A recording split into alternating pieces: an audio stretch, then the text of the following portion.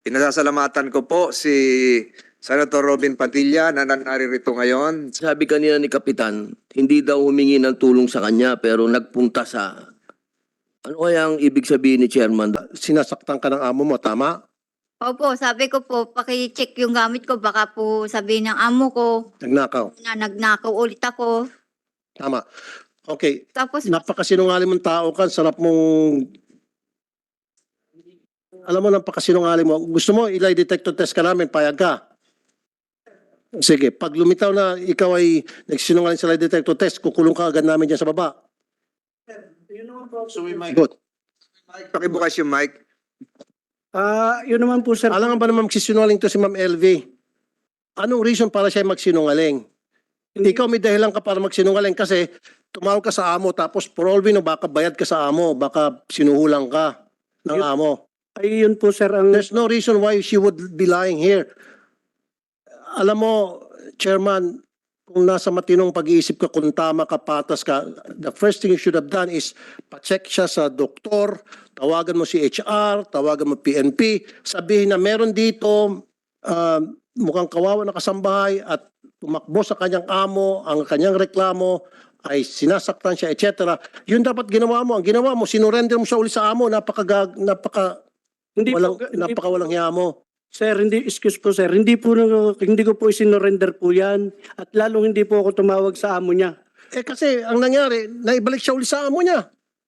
Kasi kung ganong sitwasyon, kung sa akin yung kung ako si barangay chairman, may dumating sa akin kasambahay, kaawa-awa yung sitwasyon, madumi, sabi mo parang taong grasa, ipapacheck ko muna sa ospital, hindi ko muna payagan na sumama sa amo. At pagkatapos, tatawagan ko yung police, si HR, kung sino-sino pa mga otoridad, DSWD, para sama-sama mag-imbestiga, social worker. Ang ginawa mo, pinayagan mo makabalik ulit sa kanyang amo. Hindi naman po, sir, ganun ang nangyari talaga po, sir. Marami po akong kasamahan doon sa barangay. Kaya po, Maraming kasama sa barangay, pero you call the shots because ikaw ang pinakamataas, ikaw ang chairman, ikaw ang sinusunod ng mga kasamahan mo. ang una ko nga pong hakbang, sir, akin pong pinalilinisan, sir. Hindi po yun totoong... Pero sinabi na nga ng kasambahay yung kanyang sitwasyon na siya ay naglayas, na meron siyang dalang mga gamit, tinignan yung gamit, baka mamaya sabihin na nagnakaw ako. You didn't do that, right? Hindi po, wala pong nasabi si Nanay Elvis sa totoong buhay po. Sa totoong buhay, bakit siya magsinungaling? Ay, Bakit siya pumunta sa barangay? Ibig sabihin, pumunta sa barangay, naligaw lang? Basta na pumunta sa barangay dahil namamasyal? hindi nga po namin... Anong reason ba siya pumunta sa barangay? There should be a reason bakit yung isang tao pupunta sa barangay. Ikaw, alam mo naman dahilan kung bakit ang isang tao pupunta sa barangay, di ba? Bigyan mo a reason. Okay, masalita ka. Anong dahilan bakit, kunyari ikaw, ako si chairman, bakit ka pupunta sa barangay? Ang ano ko nga... Hindi, pakisagot lang. Bakit ka pupunta sa barangay kung ako si chairman tapos ikaw yung kabarangay ko? Alam ko po, may kailangan po. Pero po hindi... Exactly.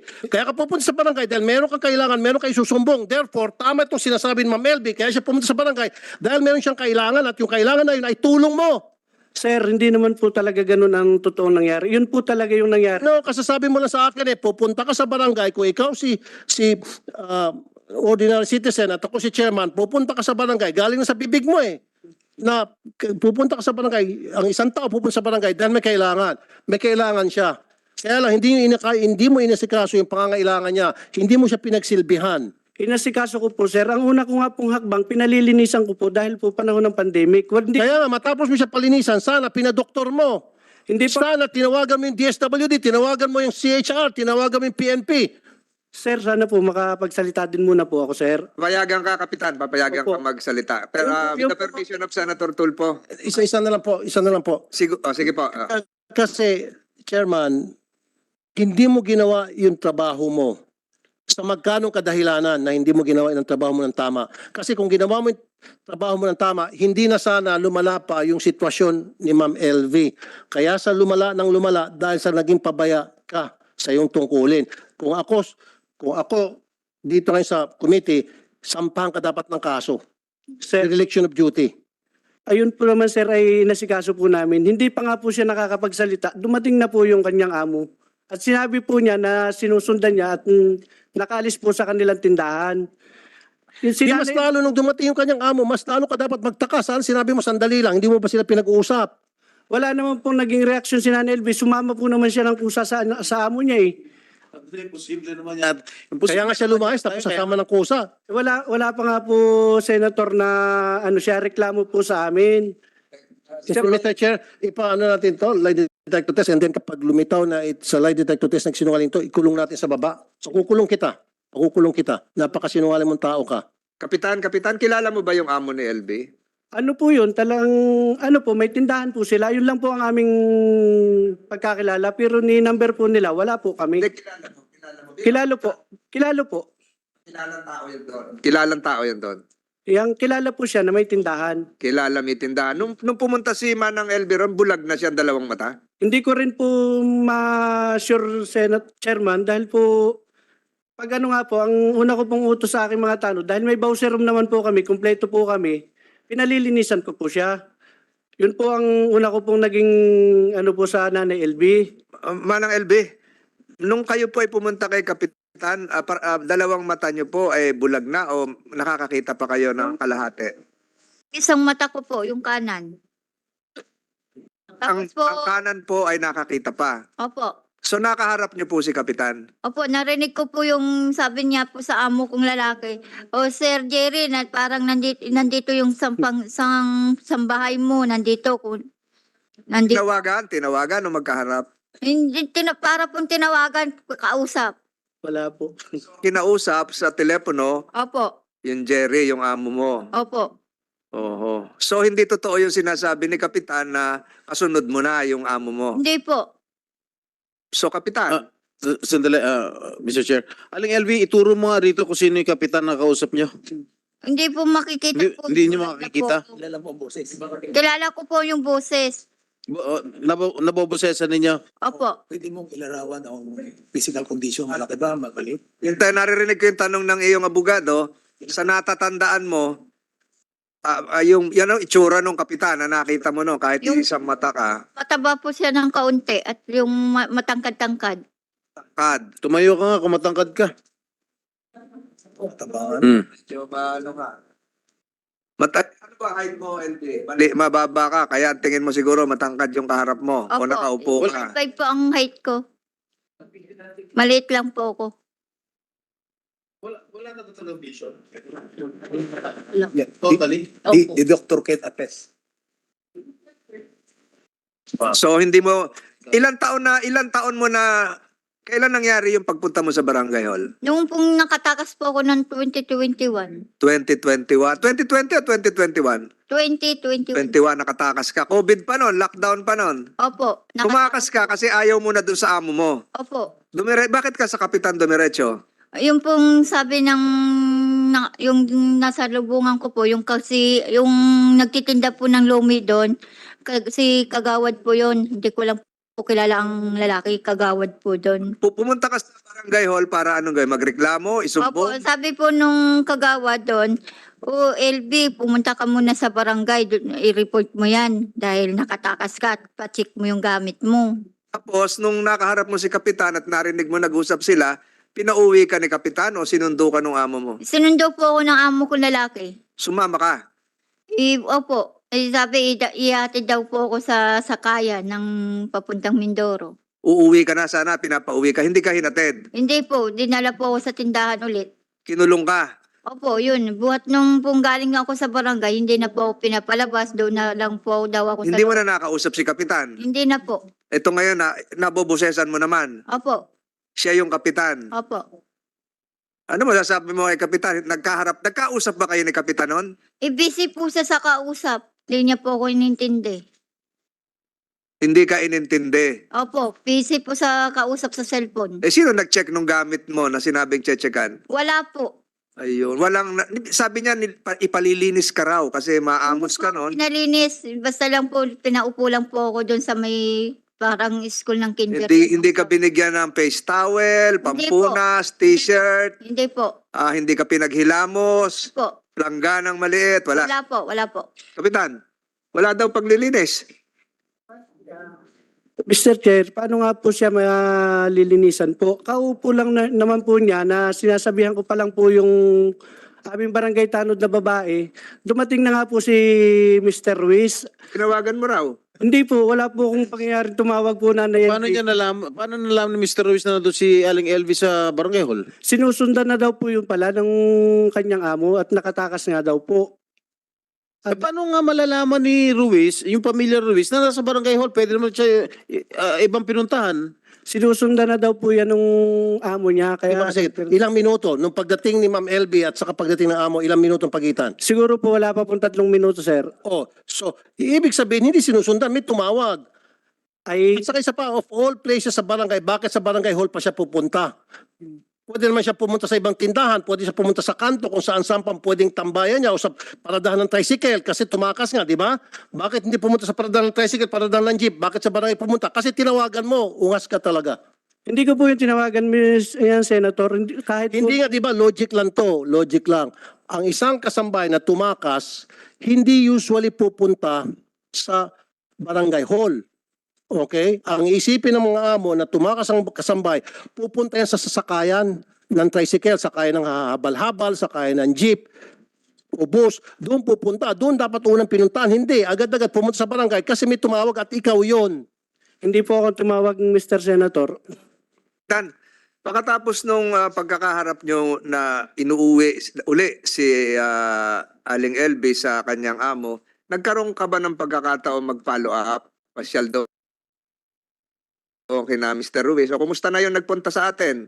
Anong kalagayan na niya? Ako bilang kapitan dito, ako yung ama ng barangay. Gusto ko malaman ang katatayuan ng maamos na nagpunta sa atin sa barangay. Ginawa mo yon? Ang alam ko nga po kasi maganda naman po yung dating ni Jerry Ruiz, hindi naman po bastos. Maamos ka mo eh. Ang maamos, ang medyo magutin po, si Nanay LB po talaga. Pero hindi ka na nag-follow up na ng ama ng barangay. Kumusta yung nagpunta sa amin na Manong Jerry? Nabihisa na ba yan? Ano bang kalagayan niya? Nakikita ko parang bulag na. Walang ganon. Yun po ang hindi namin napalo. Kasi nga po, ang paalam niya po sa amin talaga, naihatid na po sa pamilya. Ang sabi pa po niya, sa conception nga ihatid. Yung sinasabi po ni Nanay LB. Ihahatid ni Jerry sa pamilya. Opo, at So hindi ka nag-follow up. Jerry, naihatid mo na ba? yun po ang hindi na po. Yun po Di talaga, barangay patrol tayo, di ba? wala po kaming barangay patrol. Lakad lang po kami at saka po sariling motor lang. So wala nang pagpa-follow up kung nakauwi o hindi. Nagtaka na lang kayo, magkakaharap ngayon dito, nandun ka po pala. Yun po ang katotohanan, Mr. Chair. Talaga pong ang alam namin na kauwi niya. Kaya po, wala naman pong dumadating sa barangay na para magreklamo po na may bugbugang nangyayari po doon sa kanilang tahanan. Yun na nga, magre-reklamo Mr. siguro. Chairman. Baka rehistrado pa, nagrehistro pa to, magboboto pa sa eleksyon ng barangay ito.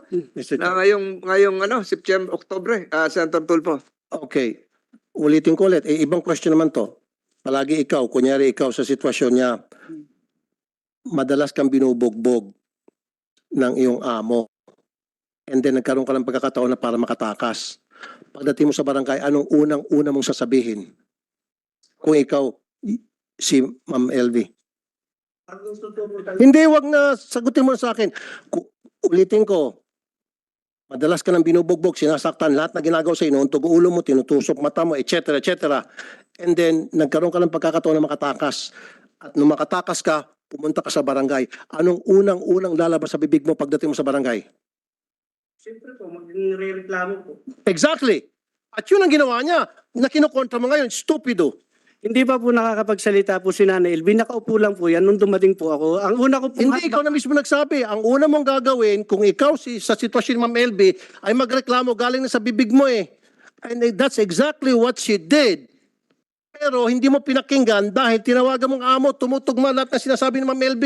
Napakasinungaling. Ang sarap i-contempt ito, Hindi po, Mr. Chair. hindi ko po tinawagan, Mr. Kasi Senator. it defies logic. Lahat na sinasabi niya, it defies logic. Ikaw na mismo nagsabi na ang unang gagawin ng isang tao na tagtad na ng pang-aabuso at nagkaroon ng pagkakataon, yun na yung, kumbaga, nandun na siya, protektado na siya ng barangay, sa akala niya, okay na siya, kaya magsusumbong siya.